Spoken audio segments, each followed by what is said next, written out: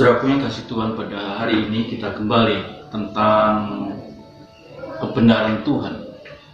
Kemarin kita bicara tentang yang disebut dengan secret place yang Tuhan sediakan kepada keluarga Nuh, dan secret place yang Tuhan sediakan untuk sebuah bangsa.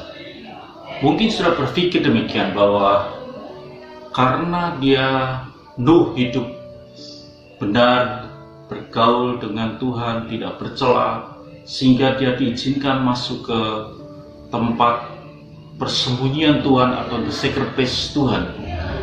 Atau mungkin sudah berkata karena Israel ini adalah bangsa pilihan, sehingga Tuhan menyelamatkan, mengizinkan mereka masuk di dalam secret place atau tempat persembunyian Tuhan sehingga tidak mengalami masalah. Sehingga sudah berpikir, kalau gimana dengan kita ini yang mungkin kurang bergaul dengan Tuhan, atau mungkin kurang benar di hadapan Tuhan, atau mungkin merasa kurang iman dan lain sebagainya. Nah, pagi ini saudaraku, kita akan melihat satu bagian yang lain, bahwa Tuhan selalu sediakan memberi kesempatan tempat persembunyian untuk kita boleh mengalami keterluputan tentang kebinasaan, atau kita tidak mengalami tumpasan daripada Tuhan. Kisah ini terdapat di dalam Yosua pasal yang kedua, ayat yang pertama. Saya bacakan buat saudara. Yosua bin Nun dengan diam-diam melepaskan dari Sitim 2 orang pengintai, katanya, "Pergilah, amatilah negeri itu dan kota Yeriko." Maka pergilah mereka dan sampailah mereka ke rumah seorang perempuan sundal yang bernama Rahab, lalu tidur di situ. Saudara kasih Tuhan, dalam perjalanan ini mereka sampai ke tempat seorang perempuan sundal yang namanya Rahab. Saudara tahu bahwa itu satu kehidupan yang kurang baik, bahkan mungkin orang berkata itu sampah masyarakat. Tetapi saudara kasih Tuhan, ada sesuatu yang menarik dalam kisah Rahab ini, sehingga Rahab diizinkan untuk masuk di dalam secret place-nya Tuhan, tempat rahasia Tuhan, sehingga ketika Yeriko itu dimusnahkan, dia tidak mengalami pemusnahan itu. Dia ada di dalam secret place-nya Tuhan, walaupun dia ini tidak setara dengan Nuh yang benar, tidak bercela dan hidup bergaul dengan Allah. Dan mungkin Rahab ini pun bukan bagian dari bangsa pilihan, tapi dia diizinkan Tuhan untuk tinggal di dalam secret place di mana dia bisa bersembunyi. Apa yang sebenarnya terjadi dengan hati Rahab? Dalam pasal yang berikutnya dikatakan, atau ayat berikutnya, dia berkata demikian, ayat yang 9, "Dan berkatalah kepada orang itu," yang berkata Rahab, "Aku tahu bahwa Tuhan telah memberikan negeri ini kepada kamu, dan bahwa kengerian terhadap kamu telah menghinggapi kami, dan segala penduduk negeri itu gemetar menghadapi kamu. Sebab kami mendengar bahwa Tuhan telah mengeringkan air laut Tebrau di depan kamu ketika kamu berjalan keluar dari tanah Mesir, dan apa yang kamu lakukan kepada kedua raja orang Amori yang di seberang sungai Yordan itu, yakni kepada Sihon dan Ogak yang telah kamu tumpas." Jadi saudara Tuhan, Rahab punya iman bahwa Allah daripada pengintai ini ada Allah yang luar biasa. Dia mempercayai apa yang menjadi Allahnya bangsa Israel. Itu sebuah iman, walaupun mereka tidak setara dengan Nuh dan tidak setara dengan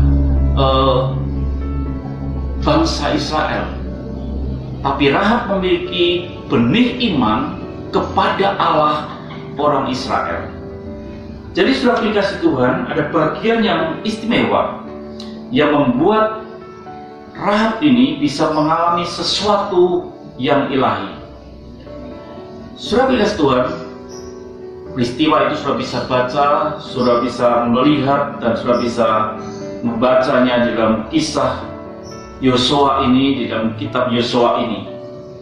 Tapi saya akan bacakan satu bagian secret place-nya.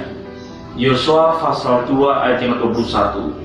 Perempuan itu pun berkata, seperti yang telah kamu katakan, demikianlah akan terjadi. Sesudah itu dilepaskannya orang itu pergi, maka berangkatlah mereka. Kemudian perempuan itu mengikatkan tali kirmisi itu pada jendela. Ada apa? Perjanjian apa yang terjadi tentang kain kirmisi itu, saudaraku? Karena secret place-nya seperti ini, saudaraku.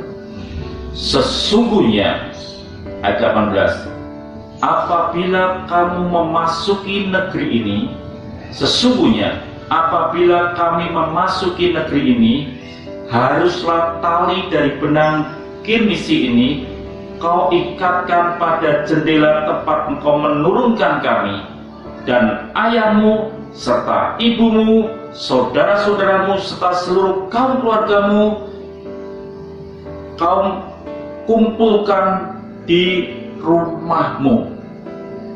Setiap orang yang keluar nanti dari pintu rumahmu harus sendiri menanggung akibatnya. Jadi ada secret place yang Tuhan berikan kepada Rahab, di mana Rahab harus memberikan benang kirmisi itu di jendela, dan yang kedua, Rahab tidak keluar dari rumahnya. Dan janjinya orang yang tinggal di dalam rumah Rahab, orang tuanya, saudaranya, dan semua yang ada di rumah Rahab akan terselamatkan dari kebinasaan. Jadi saudara yang kasih Tuhan, saya percaya sejak saat itu Rahab tidak melakukan perbuatan dosa lagi. Saya percaya sejak saat itu Rahab tinggal di rumahnya, sekalipun mungkin ada panggilan, ada tawaran, tapi bagi Rahab itu tidak dilakukan lagi. Dia lebih safe, lebih aman.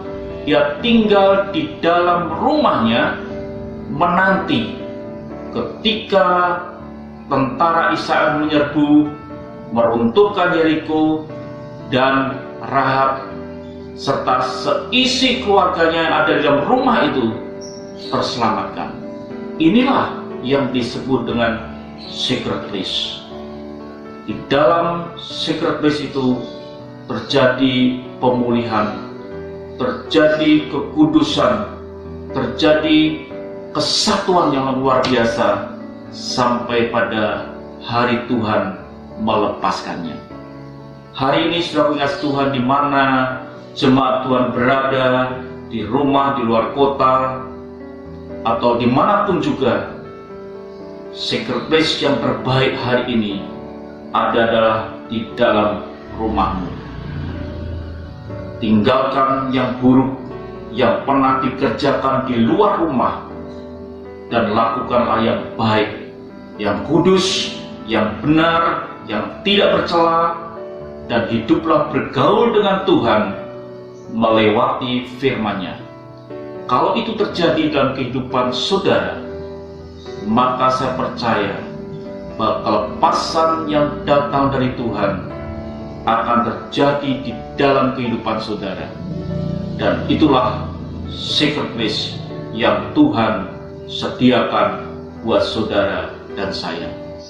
Tidak usah gentar, tidak usah bandingkan hidup imanmu dengan Nuh maupun bangsa Israel. Bahkan seorang Rahab pun, wanita yang sundal pun, Tuhan beri kesempatan untuk masuk dalam perlindungan Tuhan dan terselamatkan. Tinggallah di dalam secret place Tuhan, bersama dengan keluargamu. Pisahkan dirimu tidak serupa dengan dunia, dan nikmatilah berkat-berkat Tuhan di dalam persekutuan dengannya lewat kebenaran firman Tuhan. Dan engkau dan saya akan melihat Tuhan meluputkan dari kehancuran, kemusnahan yang sedang melanda dunia ini. Tuhan memberkati.